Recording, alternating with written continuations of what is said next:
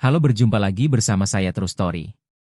Kali ini kita akan membawakan kembali beberapa kisah yang agak berbeda dari sebelum-sebelumnya. Kali ini kita akan menceritakan beberapa urban legend yang terjadi di beberapa negara, dan yang pertama kita mulai dari Cina, kisah yang sudah legendaris di kalangan orang Beijing, Bus 375. Tahun 1995, malam 14 November di Beijing. Malam itu sangat dingin, angin kencang menusuk tulang hingga membuat tulang terasa retak. Salju tipis mulai turun, membuat jalanan licin dan gelap. Lampu-lampu jalan redup, hanya menyinari kabut putih yang menggantung rendah. Bus 375 adalah rute terakhir malam itu, berangkat dari terminal Yuanmingyuan menuju Xiangshan, atau Fragrant Hills.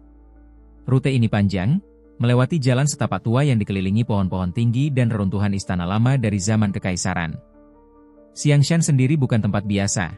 Ini adalah taman imperial bersejarah yang dibangun sejak dinasti Jin, abad ke-12, diperluas di era Yuan, Ming, dan terutama Qing. Di sini Qianlong Emperor membangun paviliun, taman, dan kuil mewah sebagai tempat peristirahatan kekaisaran. Tapi di balik keindahannya, area Western Hills ini penuh sejarah kelam.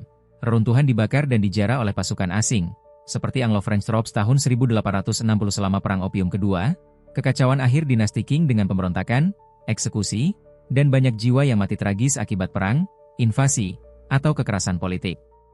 Konon, energi negatif atau yin qi, energi yin yang dingin dan gelap, menumpuk di sini karena darah dan penderitaan masa lalu. Tempat seperti ini dalam folklore Cina sering jadi garis energi angker atau spiritual fault lines, di mana roh-roh gelisah mudah muncul, terutama malam dingin atau saat salju turun tipis, ketika batas antara dunia hidup dan mati terasa lebih tipis. Di dalam bus, suasana hening. Pasangan muda duduk di depan dekat sopir, saling berpelukan untuk menghangatkan badan. Seorang pemuda duduk sendirian di tengah, memandang keluar jendela sambil menggosok tangan. Dan seorang nenek tua, berpakaian tebal, duduk dekat pintu. Matanya tajam, seolah sudah terbiasa dengan malam-malam seperti ini, mungkin karena dia pernah mendengar cerita lama tentang roh-roh yang berkeliaran di pinggiran Beijing. Bus melaju pelan. Angin menderu di luar, kadang membuat daun-daun bergoyang liar. Setelah melewati beberapa halte kecil, bus mendekati Beigongmen. Sopir menggerutu pelan, jam segini biasanya sepi sekali, kok ada orang melambai. Di kejauhan, 3 sosok berdiri di pinggir jalan, tangan terangkat lambat. Bus berhenti. Pintu terbuka dengan suara mendesis. 3 orang naik. 2 pria mengenakan baju panjang ala zaman Qing, longgar, berwarna gelap, seperti pakaian resmi kerajaan lama atau Qizuang, pakaian banner Manchu. Wajah mereka pucat pasi, hampir biru di bawah cahaya lampu bus yang kuning redup. Di antara mereka, seorang pria berambut panjang acak-acakan, kepala menunduk dalam-dalam.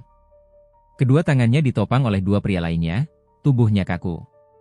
Kakinya seolah tidak benar-benar menyentuh lantai bus. Mereka bergerak pelan, tanpa suara, langsung duduk di bangku paling belakang. Tidak bayar ongkos. Tidak bicara. Hanya diam.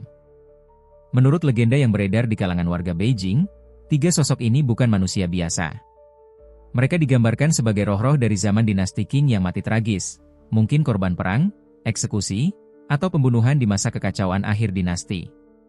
2 pria berpakaian Qing konon adalah roh pejabat atau prajurit Manchu yang tewas secara tidak wajar, sehingga tubuh mereka tidak lengkap, tanpa kaki, karena roh-roh seperti ini sering muncul dalam bentuk melayang atau cacat di cerita rakyat Cina kuno. Yang di tengah, dengan rambut acak-acakan dan kepala menunduk, diyakini sebagai mayat hidup atau gui, hantu pendendam, yang baru saja bangkit, mungkin korban pembunuhan atau bunuh diri yang belum tenang, sehingga tubuhnya masih membusuk meski rohnya sudah berkeliaran. Mereka naik bus malam itu karena rute Xiangshan melewati area angker, dekat reruntuhan lama yang konon menjadi tempat berkumpulnya roh-roh gelisah dari era feodal. Udara di dalam bus tiba-tiba terasa lebih dingin. Kondektur mencoba ramah, mungkin mereka habis syuting drama kostum, atau mabuk berat. Tapi suaranya gemetar sedikit. Pasangan muda saling pandang, lalu memeluk lebih erat. Pemuda di tengah mulai gelisah, tapi tetap diam. Nenek tua mulai gelisah sejak mereka naik. Dia menoleh berkali-kali ke belakang, matanya melebar. Napasnya cepat. Tiba-tiba angin kencang masuk dari celah jendela yang sedikit terbuka, meniup tirai dan baju panjang 2 pria itu. Kain terangkat pelan dan nenek melihat jelas bahwa baju itu kosong. Tidak ada kaki. Hanya kain menggantung hampa. Dan pria di tengah, yang kepalanya menunduk, tidak punya bayangan sama sekali di lantai bus, meski lampu menyinari tepat di atasnya. Nenek menelan ludah. Jantungnya berdegup kencang. Dia tahu ini bukan orang biasa. Roh-roh King sering muncul di cerita lama untuk mencari pengganti atau menarik jiwa yang lemah ke alam mereka. Tapi dia tidak berteriak. Dia pura-pura tenang. Tiba-tiba dia berdiri, berbalik ke pemuda di depannya, dan berteriak marah. Kamu curi dompetku tadi pas naik bus. Kembalikan sekarang juga. Turun, kita ke polisi. Pemuda kaget setengah mati. Apa? Saya tidak curi apa-apa. Tapi nenek tidak melepaskan. Dia tarik lengan pemuda dengan kuat, mata memohon meski suaranya keras. Turun sekarang. Cepat. Sopir terpaksa berhenti di halte berikutnya. Pintu terbuka. Nenek tarik pemuda keluar dengan paksa. Bus pintu tutup kembali, lampu belakang merah menyala, lalu bus melaju lagi ke kegelapan. Suara mesin menjauh, meninggalkan dua orang di pinggir jalan yang sepi. Begitu bus hilang dari pandangan, nenek langsung tarik pemuda ke balik pohon, suaranya bergetar, aku selamatin nyawamu tadi. Itu bukan orang. Yang tiga itu hantu. Dua yang pakai baju King tak punya kaki, mereka melayang karena roh mereka terpotong dari tubuh asli. Yang di tengah mayat hidup. Kepalanya menunduk, tapi aku lihat matanya hitam pekat, terbuka. Kalau kita tak turun, kita semua mati malam ini. Mereka akan tarik kita ke dunia mereka, seperti yang sering diceritakan di legenda lama. Pemuda terdiam, wajahnya pucat. Dia ingat betapa dinginnya udara saat tiga orang itu naik. Dia ingat tidak ada suara langkah kaki mereka. Dia mulai percaya. Keesokan paginya, terminal bus ramai. Bus 375 tidak kembali. Sopir, kondektur, dan penumpang tersisa lenyap total. Polisi mulai cari. Tidak ada jejak di rute normal.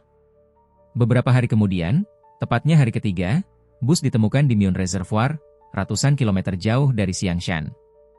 Mustahil. Bus tua itu tidak mungkin mencapai sana dalam waktu singkat, apalagi tanpa jejak di jalan raya. Tidak ada laporan kecelakaan. CCTV jalan kosong. Di dalam bus, 3 mayat busuk parah. Bukan 2, sopir dan kondektur, tapi 3. Mayat yang seharusnya baru hilang beberapa hari sudah membusuk seperti bertahun-tahun, kulit mengelupas, bau menyengat menusuk hidung. Dan yang paling mengerikan, tangki bensin penuh darah segar, bukan bensin. Darah masih hangat saat ditemukan, meski bus sudah dingin beku. Polisi selidiki. Tidak ada penjelasan. Kasus ditutup sebagai misteri. Tapi cerita menyebar. Nenek dan pemuda selamat karena turun tepat waktu. Mereka diwawancarai media, tapi banyak yang bilang cerita mereka terlalu aneh. Sejak itu, di malam dingin Beijing, terutama saat angin kencang dan salju tipis turun, orang-orang di rute Xiangshan masih mendengar suara bus tua melaju pelan. Mesin berderit, pintu mendesis. Tapi saat menoleh, tak ada bus yang lewat. Hanya angin menderu, dan kadang bayangan panjang tanpa kaki melintas di pinggir jalan. Itu cerita bus 375 dari Cina. Hoax ataunya?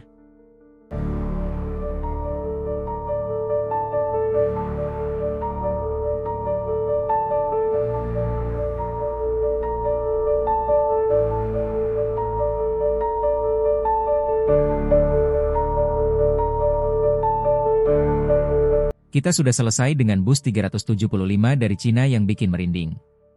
Sekarang kita lanjut ke urban legend lain yang tak kalah serem, kali ini dari Jepang, salah satu negara dengan koleksi cerita hantu paling kaya dan detail di dunia. Kuchi Sakeonna, The Slit-Mouthed Woman.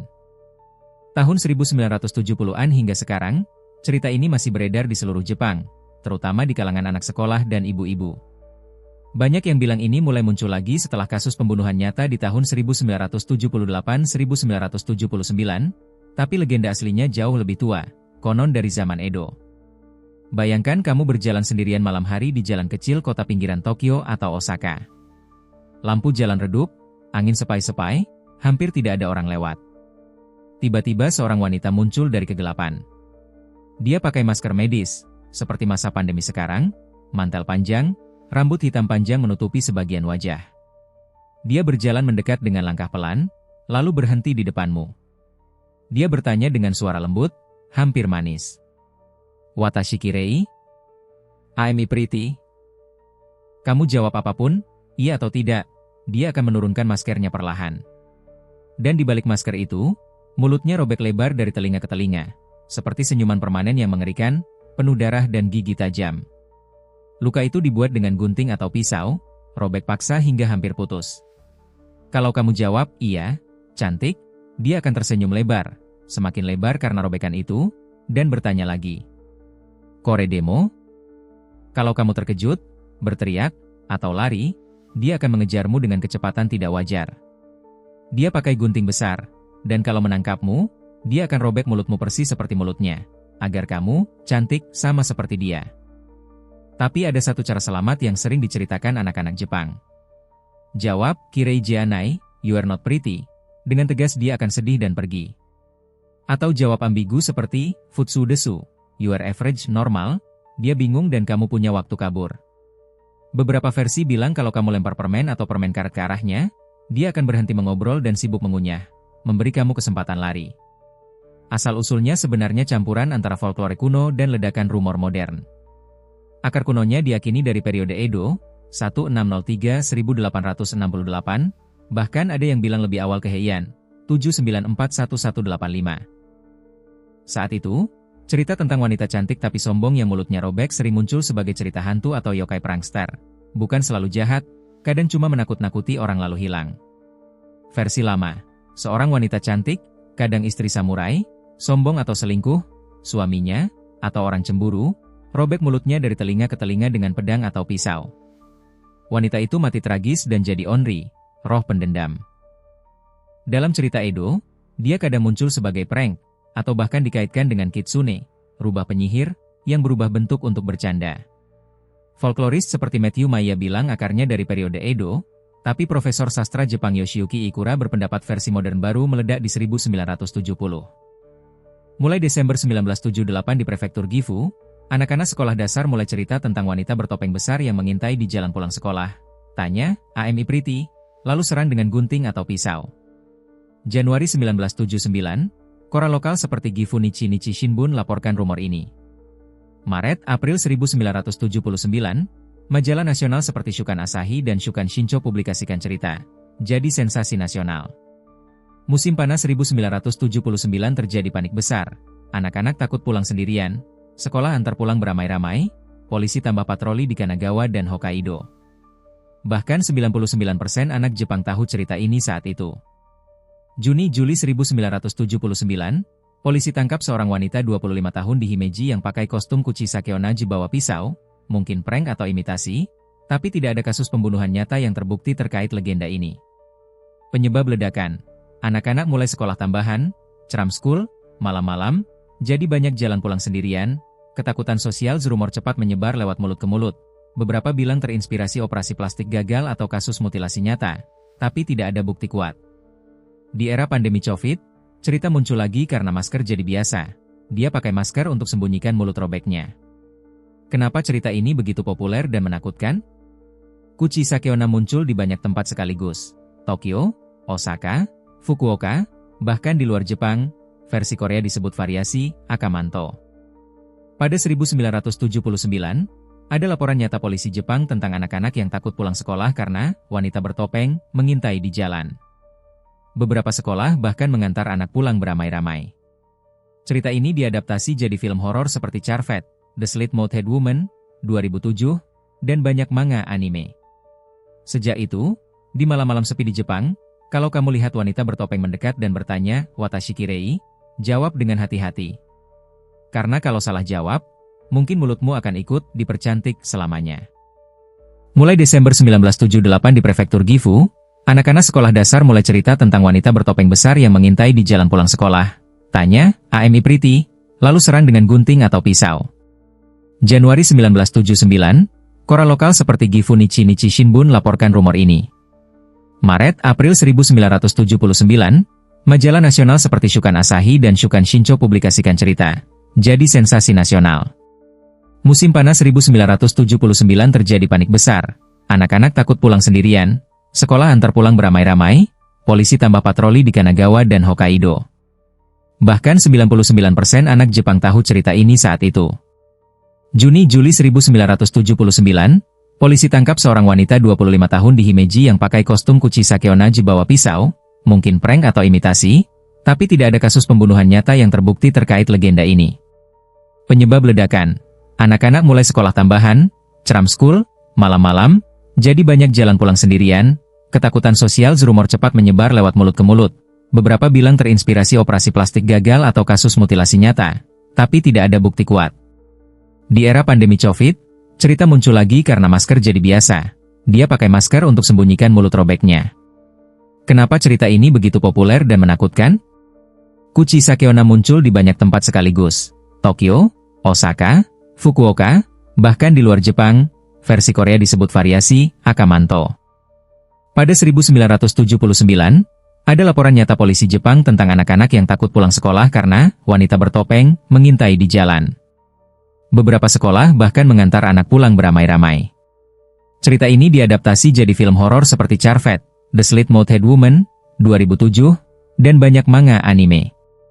Sejak itu, di malam-malam sepi di Jepang, kalau kamu lihat wanita bertopeng mendekat dan bertanya, "Watashi kirei?" jawab dengan hati-hati.